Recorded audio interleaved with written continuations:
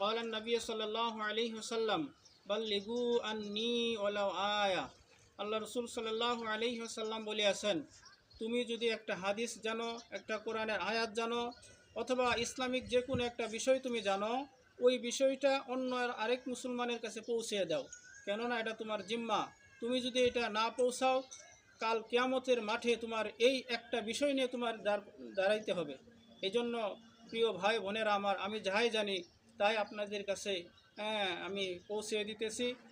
মানা অথবা না মানা আপনাদের ব্যাপার, কেননা আপনারা বলতে পারবেন না যে এই বিষয়টা আমার জানা ছিল না। এই জন্য আল্লাহ রসুলের বাণী, আল্লাহর কোরআনের বাণী আপনাদের মাঝে আমি পৌঁছে দিতেছি। মানবেন তো দুনিয়াতে শান্তিতে এবং পরকালে শান্তিতে থাকতে পারবেন। এই জন্য সকলকে আমি আহ্বান করব, আমরা যেন কোরআনেরময় জিন্দিগি যাপন করি, তাহলে আমরা দুনিয়া এবং পরকালে শান্তিতে থাকতে পারবো। আল্লাহ তাআলা আমাদের সবাইকে শান্তিতে থাকার তৌফিক দান করুক, আমিন।